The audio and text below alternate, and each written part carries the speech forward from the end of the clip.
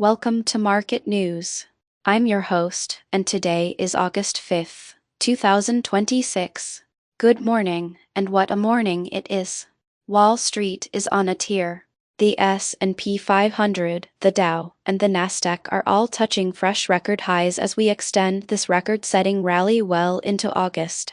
Hopes for a Middle East deal, a solid wave of strong earnings, and companies defying macro uncertainty and raising guidance have all combined to keep investor sentiment glowing. But don't mistake this for a one-story day. There are layers here. There's the rally itself. There's the AI infrastructure boom playing out in real time across semis and cloud. There's a dizzy turnaround that deserves its own segment, and there's, if you can forgive the contradiction, a space company that beat expectations and still got sold off. Let's walk through it all. Our top line: the rally is real. The S&P 500, the Dow Jones, and the Nasdaq Composite are all at new highs. Mideast diplomacy hopes have been a tailwind, offsetting downward pressure from some underperforming names.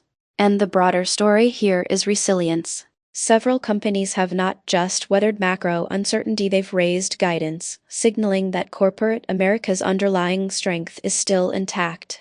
Now let's talk about that earnings season, because it absolutely delivered today. The standout, honestly, is Disney. The company beat Q3 estimates in a way that has the market taking notice. Streaming profit doubled. Theme parks bolstered by the new Toy Story 5 drove growth across the division, and the share price rose on the results despite a slight revenue shortfall. That's a key detail. You had to wonder how the new CEO, DeMero, would steer the ship after the Iger era, and this result is being widely read as a validation. The streaming turnaround is no longer a promise. It's gaining real momentum. If you've been watching Disney closely, this quarter is the kind of report that turns skepticism into conviction. Eli Lilly also delivered a record-breaking Q2, driven by its GLP-1 franchise. Analysts are pointing out that while the current story is about drugs, the future narrative for Eli Lilly involves AI shaping growth in meaningful ways. That's going to be an increasingly common crossover: biotech benefiting from AI, just like semiconductors and networks. Speaking of which, let's get into the AI infrastructure trade. Arista Networks surged after earnings that basically confirmed what a lot of investors thought. The depth of AI infrastructure demand is real. The report cited Microsoft, Meta, and Alphabet as key beneficiaries, which is no surprise given the Capex trajectory we've been following. And on the chip side, today's narrative is dominated by NVIDIA. NVIDIA gained roughly 4%, partly on the back of its SpaceX connection. The stock is clearly benefiting as the AI power infrastructure story expands outward.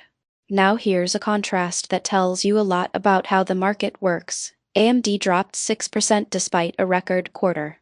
That same quarter, record, but the market sold the stock anyway. The headline response to AMD's results underscored why it's so difficult competing in second place. When your NVIDIA beats and raises come with a premium. When your everyone else, even record results, can be sold off.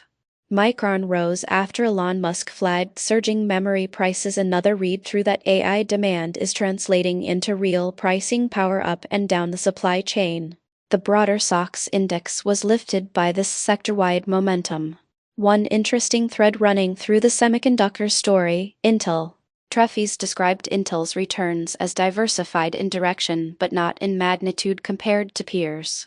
That is, some moves are up, some are down, but none are meaningfully close to the upside that NVIDIA or Micron are seeing. Intel is diversifying in a way that's not exactly what investors want. Let's pivot to what might be the most unusual story of the day: SpaceX. Yes, a space company making equity markets. SpaceX delivered its first earnings report since going public and beat expectations. That should be a stock mover. But the market reaction was muted. Why? There's a few layers here. First, the heavy capital expenditure theme coming out of both SpaceX and Tesla. These Musk-linked companies are increasingly intertwining in AI power infrastructure. Both are burning serious capital. Second, SpaceX is described as tumbling with downside risk ahead. The 24/7 Wall Street headline captures it. SpaceX is tumbling hard this morning, and it could fall a lot more tomorrow. So despite the earnings beat, the Capex intensity and the forward-looking risk have investors staying cautious. And speaking of Tesla, the same Capex theme shows up there too. Tesla and SpaceX, on paper completely different businesses, are merging in practice through their AI power infrastructure footprint. That's becoming a lens through which to read both stocks. Let's talk crypto for a moment. Bitcoin, Ethereum, and the Bitwise ETF that's IBIT all showed oversold technical signals. The technical analysis flagged ETH with a score of 0.85, IBIT at 0.74, and BTC at 0.74. No bearish signals were identified across the board. That suggests a potential bounce setup if the broader market stays constructive. And separately, Circle Internet Group, the folks behind UST, posted mixed results. So the crypto environment is giving us both oversold bounce signals and mixed fundamental reads. Among the other notable earnings and corporate moves, McDonald's Q2 net income climbed 5% to $2.36 billion. A steady, boring number that investors like because it's reliable.